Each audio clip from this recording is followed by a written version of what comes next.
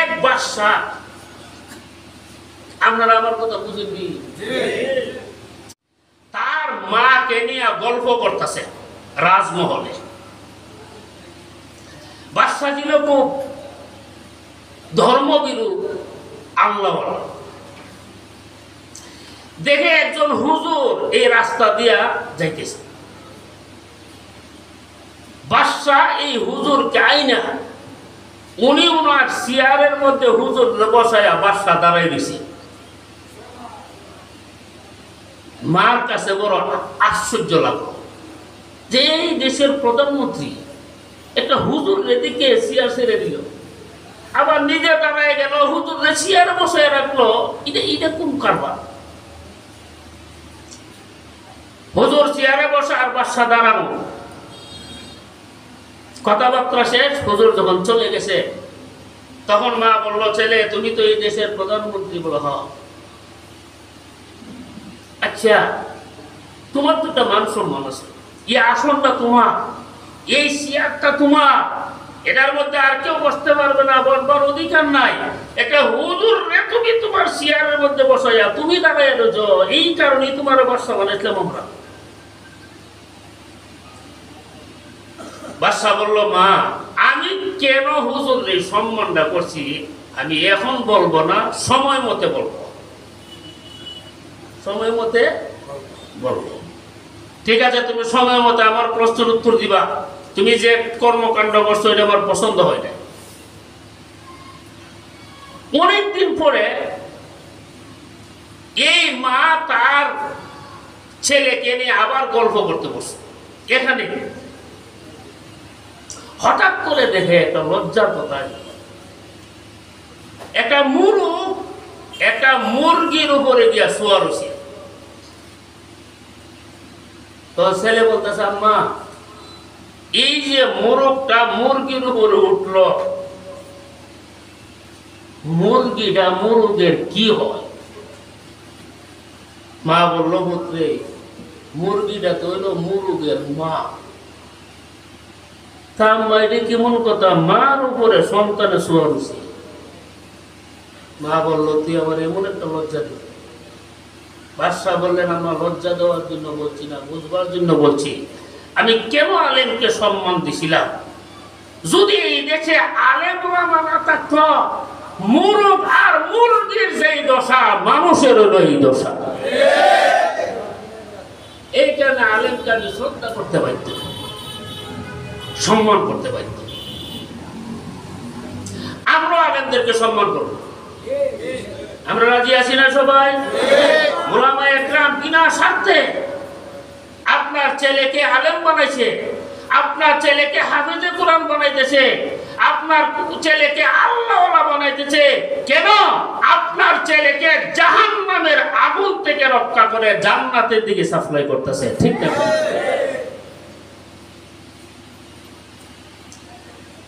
ওলামা একরাম গুনাহ কম করে কেন? এটা আল্লাহ কোরআনে বলছেন, ইল্লামা ইয়াখশাল্লাহ মিন ইবাদিহিল উলামা।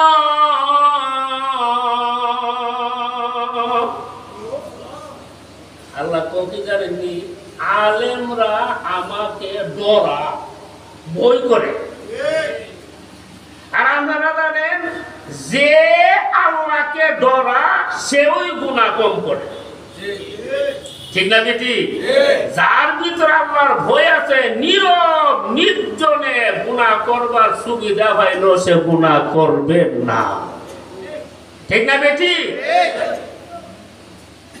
আপনাকে গুনাহ থেকে কে ফিরাইবে?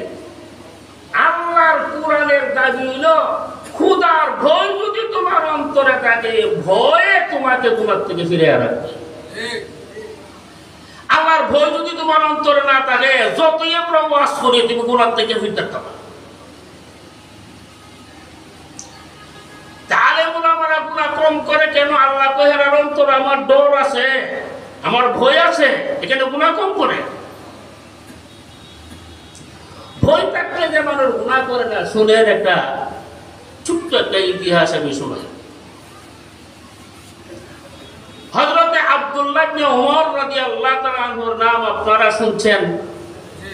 উনি সাহাবাদের মধ্যে জলিল কদর একজন সাহাবা ছিলেন।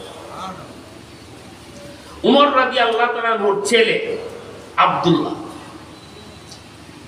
উনি একবার সফরে বের হচ্ছে, এক জায়গায় গিয়া দস্তরখান বিছাইছে খাবার খাওয়ার জন্য। সাহাবায়ে কেরাম দস্তরখান বিছায় একসাথে খাইতেন। এটা এখনো মক্কা মদিনাতে যারা যান আরব দেশে আপনারা দেখেন, আপনারা সূত্রায় বিছায় খান, ঠিক না কথা? এটা সূত্রা কো আরব দেশ, আর আমরা বাংলাদেশে কো দস্তরখান।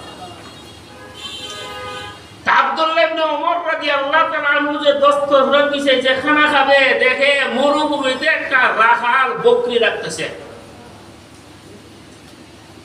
আব্দুল্লাহ বিন ওমর বললেন একজন সাথীকে, কি গরিব বেচারা রাখাল, আমরা যেহেতু না খাবার খাবো, রাখালকে ডাকো, সে আমরা সাথে সাথে খাবার খাবে। একজন গিয়া বললেন, ভাই রাখাল, খানা রেডি, দস্তরখান রেডি, আমরা চলেন আমাদের সাথে সাথে খাবার খাবো। রাখাল বললেন, ভাই আমি খাবার খাইতে পারবো না। কেন, কি সমস্যা? কোনো সমস্যা নাই, আমি নফল রোজা রাখছি।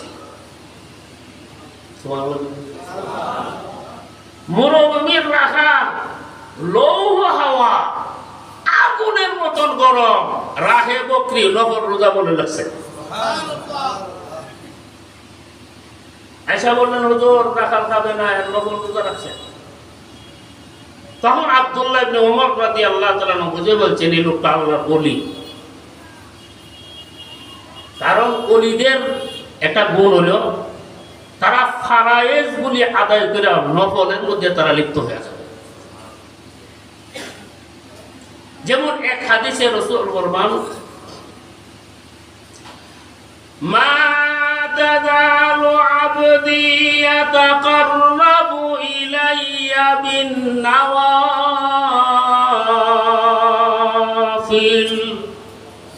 আমার বান্দা নফল বন্দেগী যখন করে, নফল ইবাদত যখন করে, নফল ইবাদতের দ্বারা সে আমার কাছে চলে আসে।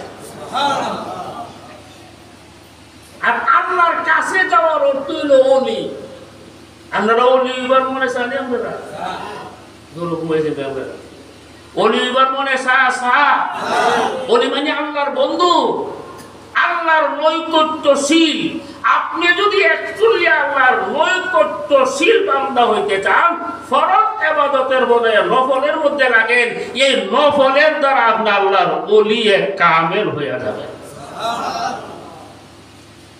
নফলের দ্বারা ওলি হইতেন কেড়ে, তার একটা যুক্তি শুনেন। নফল মানে অতিরিক্ত বন্দেগী, অবাধ্যায়। কোন কর্মচারী যদি মালিকের কাম বেশি করে, তখন মালিক তার উপরে রাজি থাকে, ঠিক না? শুনেন একটা উদাহরণ। এক লোক সৌদি আরব গেছে, গরিব মানুষ, হেড ডিউটি হইল 8 ঘন্টা, হেড ডিউটি পালন করে 12 ঘন্টা। মালিক দেখছে,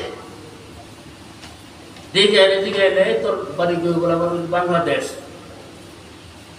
তোর বাড়ি বাংলাদেশ, তোর ডিউটি হইল 8 ঘন্টা, তুই ডিউটি পালন করো 12 ঘন্টা, 4 ঘন্টা পরে কাজ করস কেন?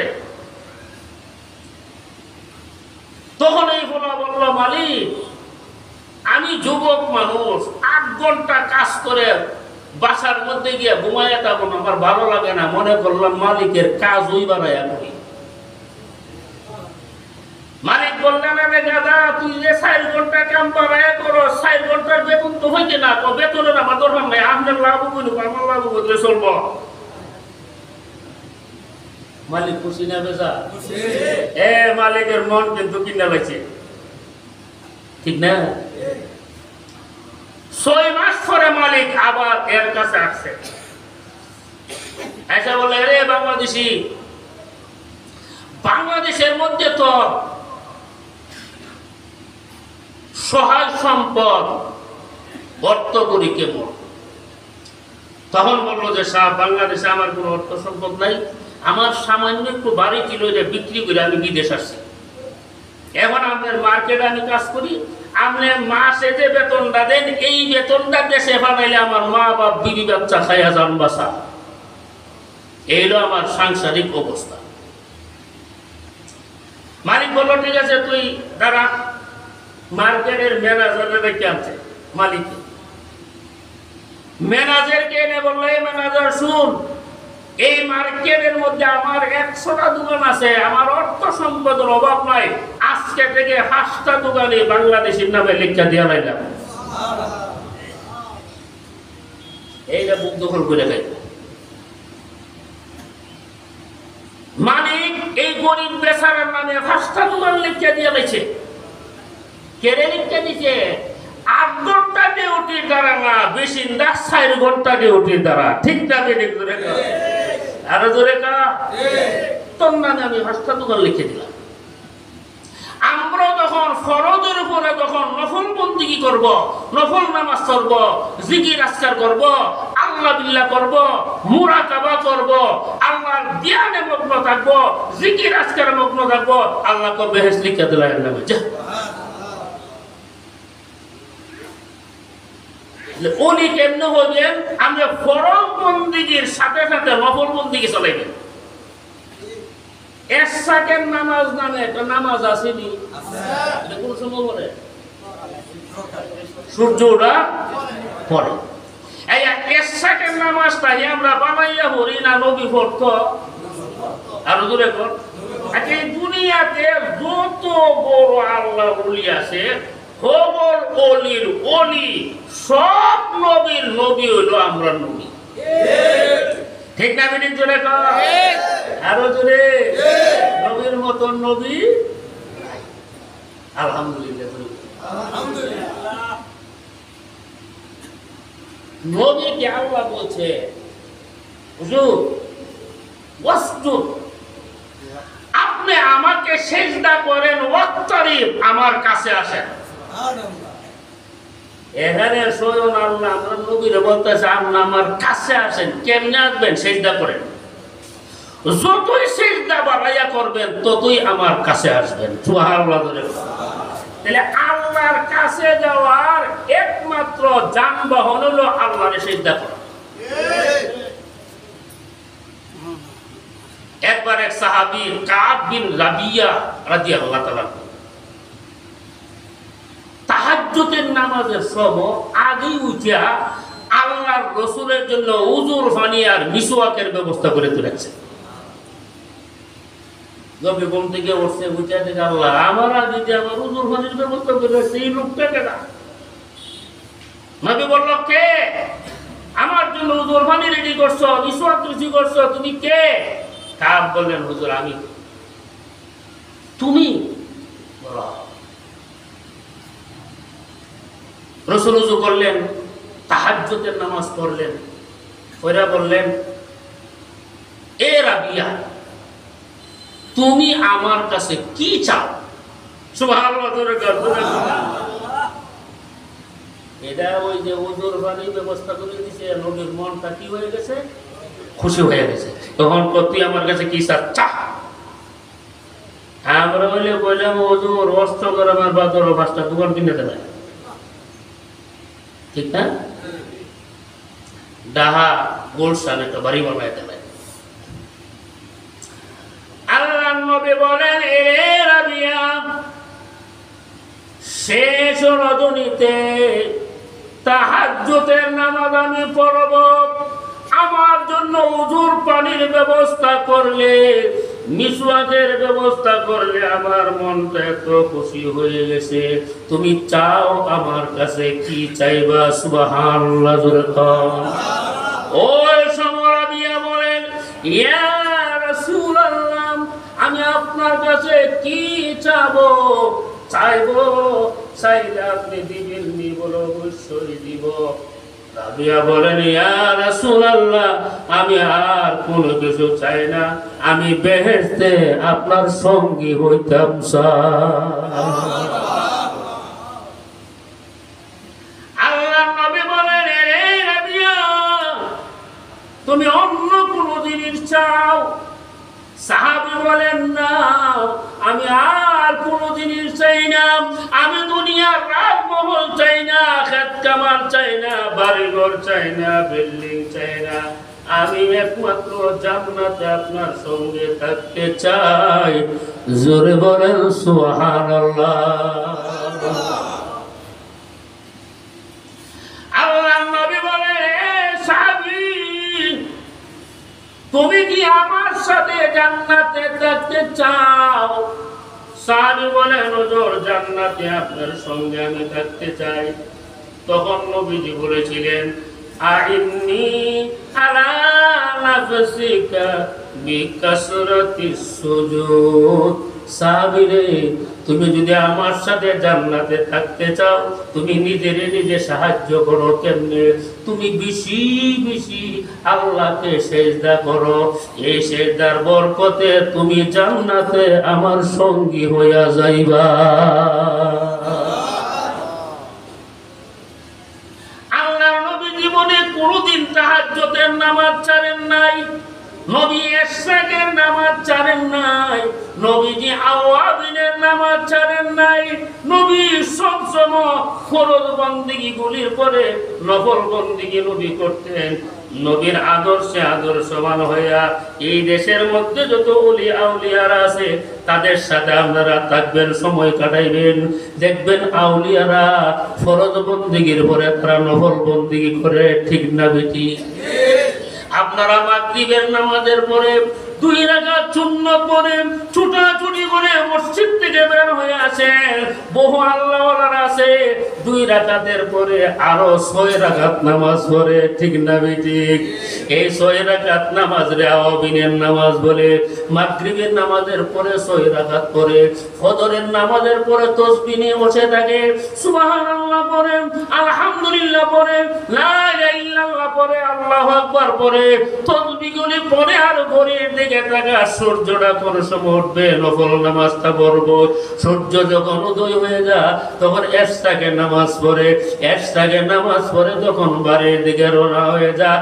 এরাই হইল এই দেশের আল্লাহওয়ালা।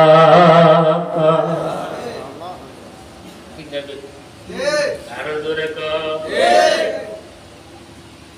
আল্লাহর ওলি যদি হইতে চান, কি কাজ করলে আল্লাহর ওলি হবেন তার নিয়ম কানুন কোরআনে আছে না নাই? তার নিয়ম কানুন হাদিসে আছে না নাই? আরো জোরে কও। তুমি ফরজ ইবাদত করো, সাথে সাথে নফল ইবাদত তুমি চালিয়ে দাও। নফলের দ্বারা আল্লাহ তোমার উপরে সন্তুষ্ট হয়ে যাবে। রাখাল বলতেছেন, আমি তো খাবার মনে আছে না আপনারা, আমি তো খাবার খাইতে পারবো না, আমি নফল রোজা রাখছি। আব্দুল্লাহ ইবনে ওমর বললেন, এই রাখাল আল্লাহর ওলি, তার মধ্যে কোনো সন্দেহ নাই। ওলি সিনে ওলি রে, আর গাঞ্জা ভরে সিনে গাঞ্জা ভরে। যারা গাঞ্জা খায় একটা দৌড় হয়ে আছে, বাড়ির মধ্যে কেনা কেনা জানে না, জানে না, ওলি ওলি রে সিনে। আব্দুল্লাহ ইবনে ওমর রাদিয়াল্লাহু তাআলা আনহু খানাটা বন্ধ করে রাখালের কাছে গেলেন, গিয়ে বললেন, এ আল্লাহর বান্দা, আমি তোমার কাছে এসেছি একটা প্রস্তাব নিয়ে, তুমি আমার প্রস্তাবটাকে গ্রহণ করো। রাখাল বললেন, কি প্রস্তাব আপনি বলুন। আব্দুল্লাহ ইবনে ওমর বলেন, রাখাল, তুমি অনেক বকরিগুলো লালন পালন করো। বলে, হ্যাঁ। তুমি একটা বকরি আমার কাছে বিক্রি করে ফেলো, এই বকরির মূল্যটা তুমি নিয়ে যাইবা, মালিককে দিবা না। মালিক যদি বলে একটা বকরি কোথায়, তুমি বলবা বাঘে খেয়ে ফেলেছে। একটা মিথ্যা কথা যদি বলো, একটা বকরির মূল্যের মালিক তুমি হয়ে যাইবা। সুবর্ণ সুযোগ। ওই সময় রাখাল বলেন, রে বন্ধু, তুমি কে? তোমাকে আমি চিনি না, তোমার নাম আমি জানি না। শোনো একটা কথা, তোমার কাছে যদি একটা বকরি আমি বিক্রি করে ফেলি আর টাকাটা আমি নিয়ে যাই, মালিককে যদি বলি, মালিক রে একটা বকরি বাগে খেয়ে ফেলেছে, আমার মালিক বড় ভালো মানুষ, আমার কথাটা মানবে, আমার কথাটা বিশ্বাস করবে। তবে বন্ধুরে তুমি জানো নি আমার তো আরেকজন মালিক আছে।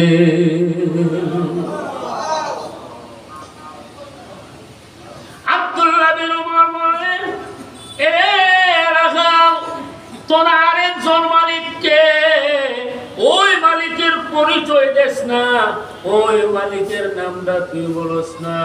রাখাল বলেন, বন্ধুরে আমার আসল মালিকের নাম হলো আল্লাহ। এ বন্ধু তুমি শুনো, আজকে এই মাঠে আমি আছি, তুমি আছো, আমার দুনিয়ার মালিক নাই।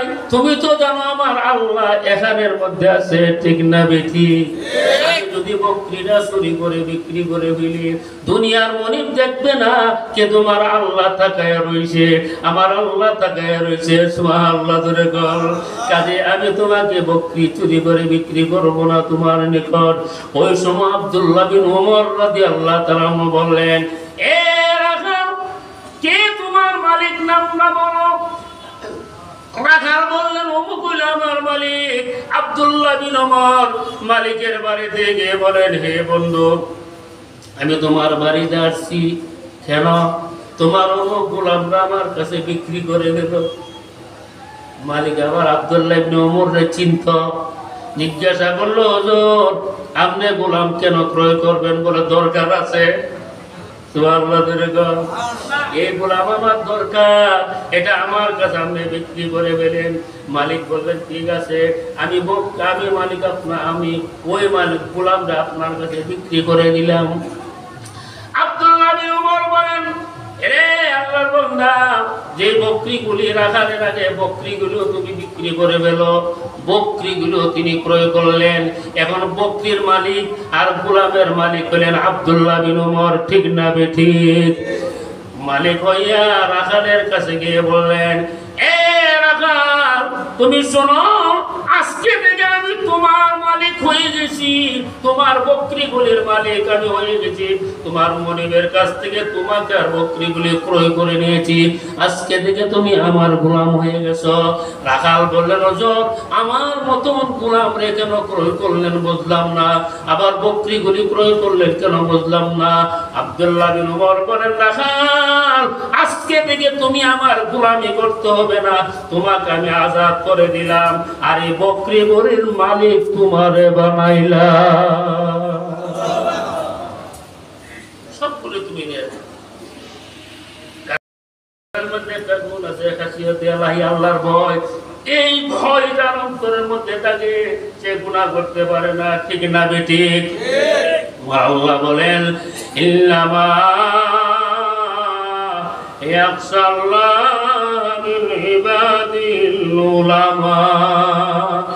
পৃথিবীর মানুষ তোমরা সবাই আমি আল্লাহর বান্দা, কিন্তু তোমরা শুনো আমি আল্লাহ দিকরা দিলাম আমার বান্দাদের মধ্যে যারা আলেম তারা আমারে ডরা। এখানে তারা সুদের কাছে যায় না, তারা ঘুষের কাছে যায় না, তারা জুয়ার কাছে যায় না, তারা সিনেমা হলের মধ্যে যায় না। সারা দুনিয়ার সিনেমা হলগুলি তালাশ করে দেখেন, একজন আলেম পাবেন না। মদের আড্ডার মধ্যে যান, কোন একজন আলেম পাবেন না। জুয়া খেলার মধ্যে যান, কোনো আলেম পাবেন না। টেলিভিশনের মধ্যে যান, মসজিদের কোনো ইমাম পাবেন না, ঠিক না বেটি? আল্লাহ বলেন, কেন তারা গুনাহ করে না? গুনাহ না করার মেডিসিন কলমের ভিতর আছে। এটা হলো আমি মাহবুদের ভয় তাদের অন্তরের মধ্যে আছে, এই কারণে তারা গুনাহ করে না। আলেমরার গুনাহ কম, এই দিক দিয়ে নবীর আর কোনো গুনাহ নাই।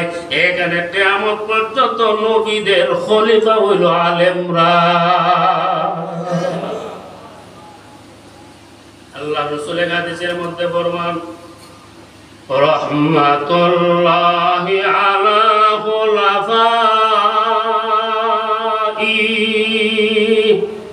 ক্বালু মান খুলাফাউকা ইয়া রাসূলাল্লাহ ক্বালা আল্লাযীনা ইউহিয়ুনা সুন্নতি ওয়া ইউআল্লিমুনাহা ইবাদাল্লাহ।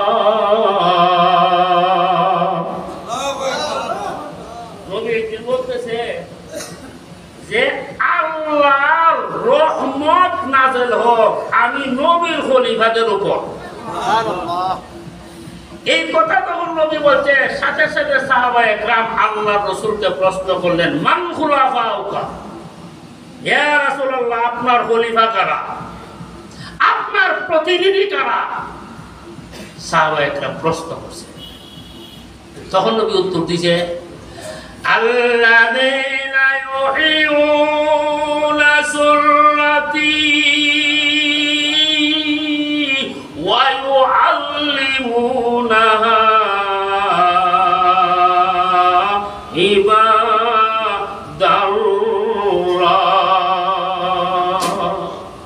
নবী বলেন, সাহাবারে, আমার খলিফা হলো তারা যারা নিজের এলেম শিখে আর আল্লাহর বান্দাদেরকে এলেম শিখায়। এর হলো আমার খলিফা। রাসূল দুনিয়া থেকে চলে গেছে 1400 বছর আগে, ঠিক না? আচ্ছা, নবী যে দুনিয়া থেকে চলে গেছে, নবীর দ্বীনই বন্ধ হয়ে গেছে? কোরআন বন্ধ হয়ে গেছে? হাদিস বন্ধ হয়ে গেছে? না কোরআন হাদিস চালু আছে? নবী চলে যাওয়ার পরে, নবী বিদায় নেওয়ার পরে নবীর কোরআন হাদিস আর আলোচনা কে চালু রাখছে? একমাত্র এই দেশের আলেম ওলামারা জারি রাখছে, ঠিক না? এখানে আমার নবী আলেম হলো আমার খলিফা। সুবহানাল্লাহ, জোরে বল সুবহানাল্লাহ। আলেমরা আমার খলিফা। আমি দুনিয়াতে থাকতাম না, আলেমরা আমার দ্বীন দ্বারা প্রচার করব, আলেমরা আমার কোরআন দিয়ে প্রচার করব। এই যে আজকে মাহফিলটা দিচ্ছে, মাহফিলের উদ্দেশ্য কি? আল্লাহ দ্বীন প্রচার করা, ঠিক না? বেঠিক করে কোরআন হাদিসের কথা বলা, মানুষকে আমলের কথা বলা, কোরআনের কথা বলা, হাদিসের কথা বলা। এটা জায়গায় জায়গায় আলেম ওলামারা এই মেহনতটা করতেছে। এই মেহনতের বিনিময় কোরআন হাদিস মদিনাতে সীমাবদ্ধ রয়ে নাই, হাদিসটা মদিনার মধ্যে সীমাবদ্ধ থাকেন নাই।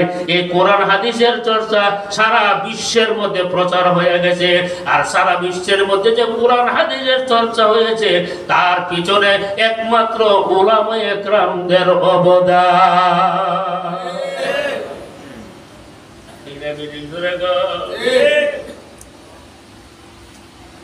আলেম ওলামাদের বদনাম করো যত, হ্যাঁ, কোনদিন বদনাম করবে? আলেম ওলামারা হলো আমাদের এই দেশের নক্ষত্র, ঠিক না? আলেম ওলামারা হলো এই দেশের তারকা।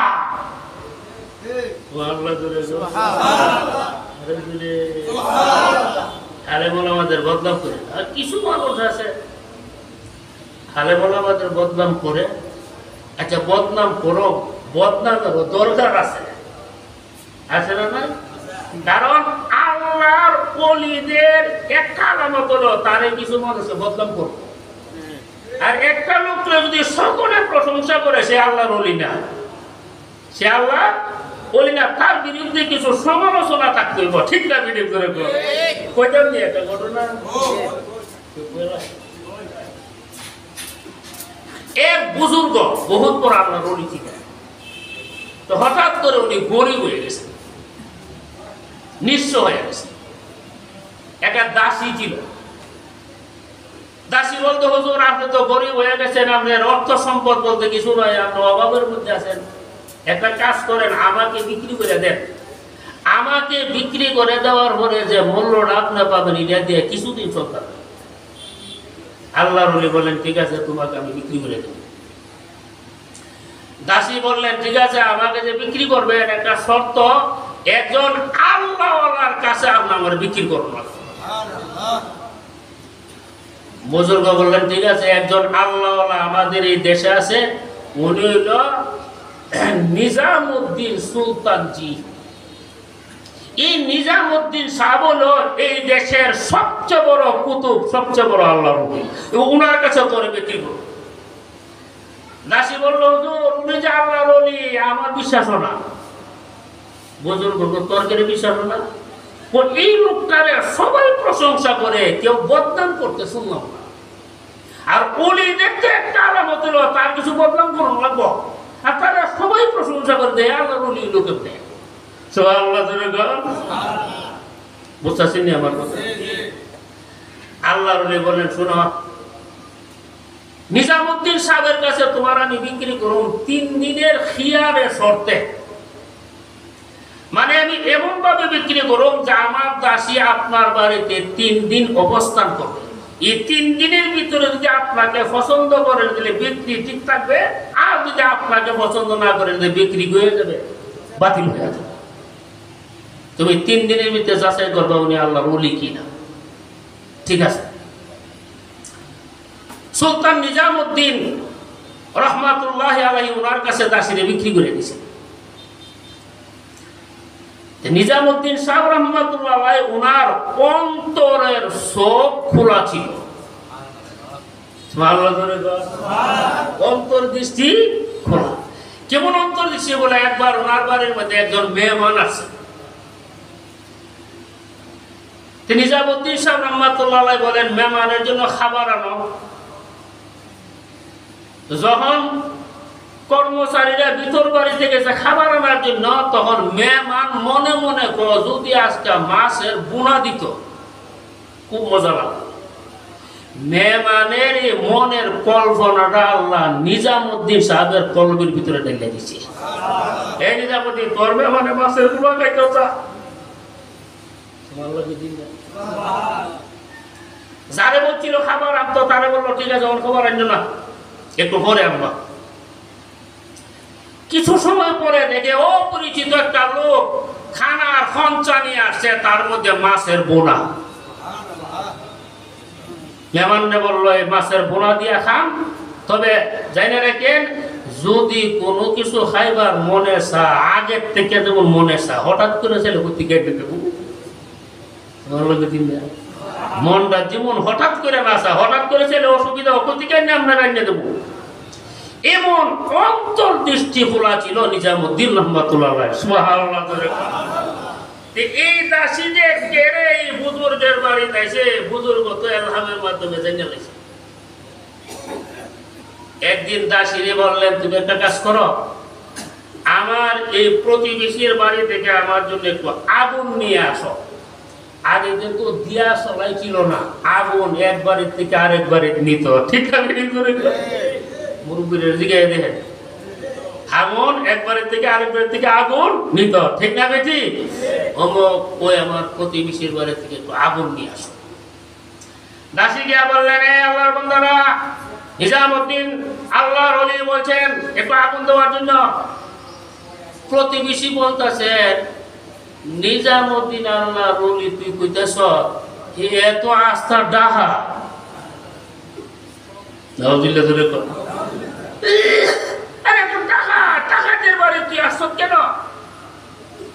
তখন দাসী বুঝা নিছে না নিজামউদ্দিন যে আল্লাহর ওলি আলামতে ধরা পড়ছে, একজন সমালোচক পাওয়া গেছে। ঠিক আছে, তখন গেছে গিয়া বলেন হুজুর আপনি যে বুজুর্গ আমার বিশ্বাস হয়েছে, আমি যতদিন বেঁচে থাকি আপনার বাড়িতে থাকবো, কারণ আপনার বদনাম করুন না একটা লোক আমি বাস্তবে পেয়েছি। আল্লাহওয়ালাদের পিছনে কিছু বদনাম থাকবে কি থাকবে না? আরো জোরে কর। যদি একটা মানুষকে সবাই মারা হয় হলো মুনাফিক, এই লোকটা মুনাফিক, সবাই এত রাখতো সা। ঠিক না? আমরা আল্লাহর ওলি নিজেও হইতে হবে, আর আল্লাহর ওলিদের সংস্রবে আমাদের যাইতে হবে, থাকতে হবে। ঠিক না? আল্লাহর ওলিরে চিনবেন কেমনে? এই লোকটা যে আল্লাহর ওলি আপনি বুঝবেন কেমনে? আল্লাহ কোরআনে ফরমান, قد أفلح المؤمنون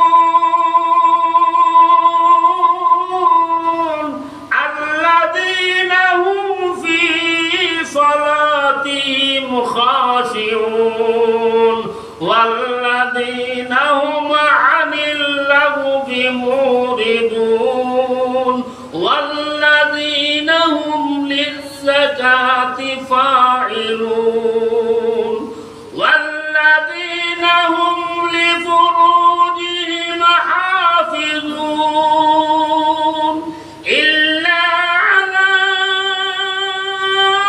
أزواجهم أو ما ملكت أيمانهم فإنهم غير ملومين।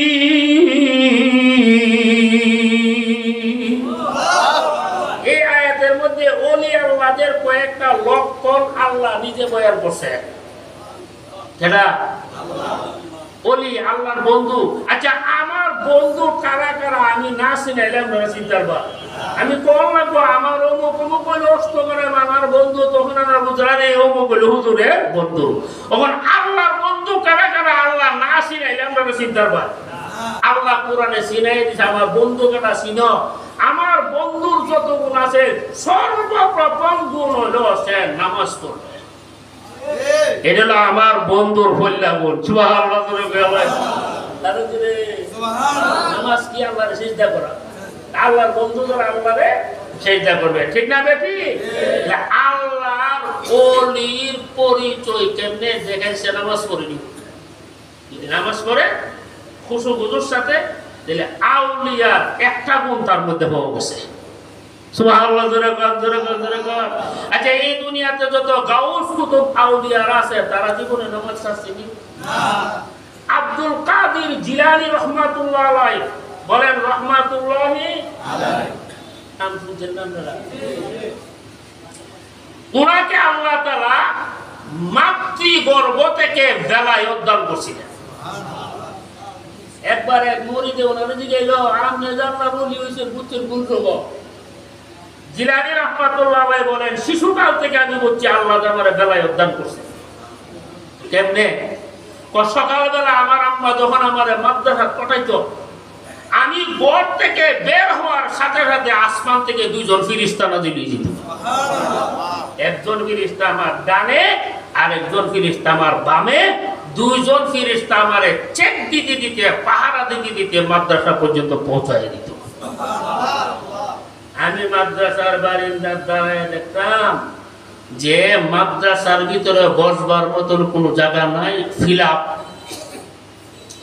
ওই সময় দুইজন ফেরেশতা ডেকে বলতো, এ মাদ্রাসার ছাত্ররা শুনো, তোমরা এই ঘরের ভিতরে একটু জায়গার ব্যবস্থা করে দাও, আল্লাহর ওলি আব্দুল কাদের জিলানী হাজির হয়ে গেছে। এই কথাটা তারা বলতো, আমার কানে আওয়াজটা আসতো। সেখান থেকে বুঝেছি আল্লাহ মানে বেলায়েত দান করেছে। আর একটা কারণ হলো, আমি ছোট একটা গরুর লেজের মধ্যে আমি ধরলাম, টান দিলাম, হঠাৎ করে গরুটার জবান খুলে গেছে। গরু আমাকে বলতেছে, রে আব্দুল কাদের জিলানী, এই কাজের জন্য তোরে দুনিয়াতে পাঠানো হয় নাই। আমি আশ্চর্য হয়ে আম্মার কাছে গিয়া বললাম, আম্মা জান, গরু কথা বলছে আমার সাথে। আমি গরুর লেজে ধরে টান দিয়েছি। গরু বলেছে আমাকে এই কাজের জন্য বলে বানানো হয় নাই।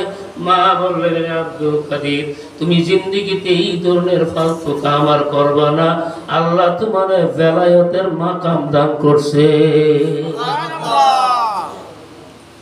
হযরত আব্দুল কাদের জিলানী রাহমাতুল্লাহি আলাইহির জীবনের মধ্যে লেগেছে, উনি দীর্ঘ 40 বছর পর্যন্ত এশার নামাজের ওযু দিয়া ফজরের নামাজ পড়ছে। এশারের নামাজের ওযু দিয়া ফজরের নামাজ পড়ছে। বোঝা গেল রাত্রে বেলা ঘুমান নাই, ঘুমাইলে ওযু ভাঙে যায়, ঠিক না বেটি? সারা রাত আল্লাহর ইবাদত করছে, নামাজ ছাড়েন নাই, নফল ছাড়েন নাই। কাজে আল্লাহর ওলি যদি হইতে চান, বেলায়েতের মাকাম যদি লাভ করতে চান, আল্লাহর নৈকট্য যদি লাভ করতে চান, নফল বন্দেগী করণ লাগবো, সাথে সাথে ফরজ বন্দেগী আদায় করণ লাগবো। জোরে বলেন, ঠিক না বেটি?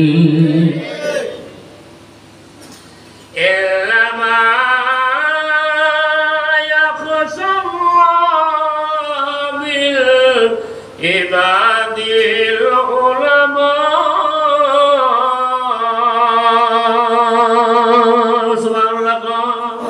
আল্লাহ আলেমরা গুনাহ কম করে কেন? এর ভিতরে আমার ভয় আছে।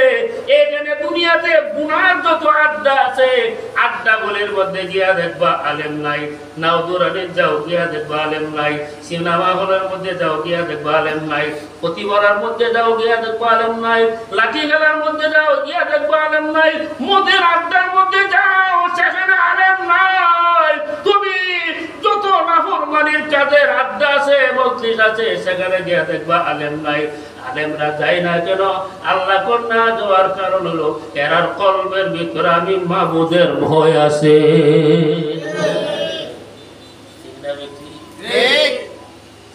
বয়ানটা বড় লম্বা হয়ে যাবে না? আশা পাইতেছে না? আল্লাহ আমরা সবাইকে আমল করার তৌফিক দান করুক। আল্লাহ আমরা সবাইকে আমল করার তৌফিক দান করুক। জোরে বলেন আমিন। ওয়া আখিরু দাওয়ানা আলহামদুলিল্লাহি রাব্বিল আলামিন।